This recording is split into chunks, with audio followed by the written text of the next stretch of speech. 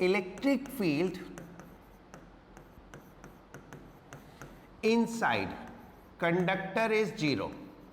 Well known fact है, you knows well. Electric field inside conductor is zero.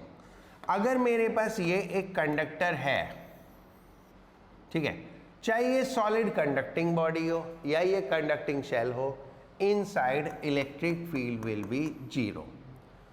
only the case when this field will not be zero is when we place a charge inside conductor। अगर हम इसके अंदर एक charge place कर देते हैं यहाँ पे कहीं पे Q, तो इसकी वजह से फील्ड हो जाएगी, and that time electric field will not be zero. Electric field is not zero. इसीलिए ये एक शील्ड का काम करता है कंडक्टर। इससे इलेक्ट्रिक फील्ड शील्डिंग होती है। अगर हमें किसी सब्सटेंस को, किसी ऑब्जेक्ट को इलेक्ट्रिक फील्ड से बचाना है तो हम उसको एक कंडक्टिंग बॉडी के अंदर प्लेस कर देते हैं, क्योंकि वहाँ इलेक्ट्रिक फील्ड नहीं होगी। बट मुझे इसमें आपको ये नहीं समझाना था, ये तो आपको पता है। मुझे आपको जो बताना है that is a different thing. ये इलेक्ट्रिक फील्ड जीरो क्यों होती है? हम बोलेंगे गॉस थ्योरम के हिसाब से कैलकुलेट करो तो अंदर चार्ज जीरो हो जाता है, चार्ज जीरो हो जाता है तो इलेक्ट्रिक फील्ड जीरो हो जाती है। That is what mathematical calculation. But if we give the logical reason, अगर ये बॉडी एक यूनिफॉर्म स्फीयर है, अगर ये बॉडी एक यूनिफॉर्म स्फीयर है like this, so then charge will be equally divided at every point। Charge density हर जगह सेम होगी, चार्ज डेंसिटी हर जगह सेम होगी, because charge density is inversely proportional to radius of curvature.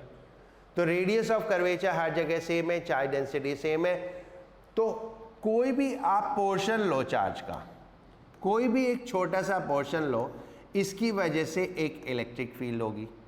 तो इसके अपोजिट एक पोर्शन भी होगा, इसके अपोजिट एक पोर्शन होगा जिसकी वजह से एक अपोजिंग फील्ड होगी।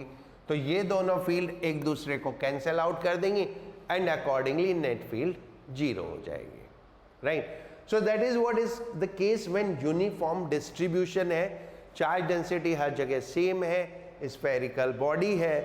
But what if irregular body हो, फील्ड तो तब भी जीरो होगी। कंडक्टर किसी भी शेप में हो, उससे कोई लेना देना नहीं है, इरेगुलर बॉडी है तो भी जीरो होगी, राइट। अब इस कॉन्सेप्ट को हम यूज करते हैं एक क्वेश्चन के लिए, ठीक है। We are given a shell, we are given a conductor, this is a conductor, it is given a charge Q, इसको चार्ज Q दिया प्लस Q।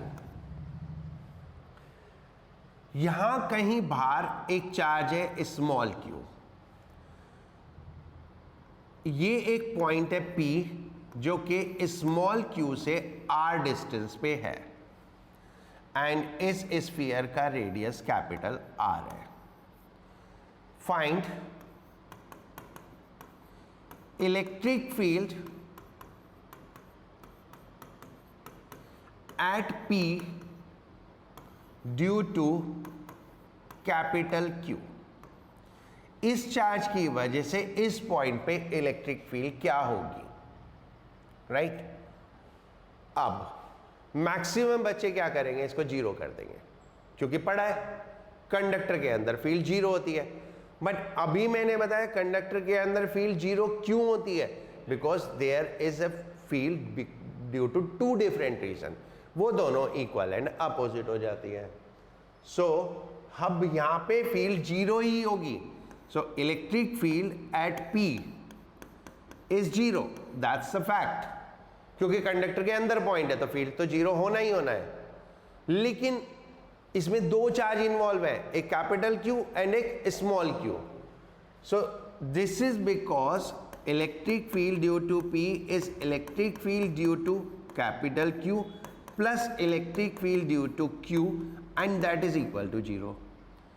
तो अगर हमें electric field due to q चाहिए, so that will be negative of small q, यानी इस charge की वजह से जो फील्ड होगी वो इसके इक्वल और अपोजिट होगी, और इसकी वजह से फील्ड निकालना बहुत आसान है। कैसे? के क्यू बाई आर स्क्वायर। इसकी वजह से फील्ड कितनी हो जाएगी? K q by r square. So how much is the field due to this? But E q is equal to k q by r square. So E because of capital Q is also KQ by R square. And direction wise ये small q है तो ये capital Q होगी. So accordingly you got the direction as well as amount of field also. And now this concept is applied to any situation. यहाँ पे मैं एक की जगह 5 चार्ज रख दूं तो उन पांचों की जो फील्ड का सम होगा वो इसके बराबर हो जाएगा, right. So this way you can find out the field. तो यहाँ पे जो बेसिक हमें प्रॉब्लम नजर आती है ना, जो बच्चे क्वेश्चंस गलत करते हैं, वो क्वेश्चन इसलिए गलत करते हैं कि कंडक्टर के अंदर तो फील्ड जीरो है, तो फील्ड जीरो हो जाएगी, राइट.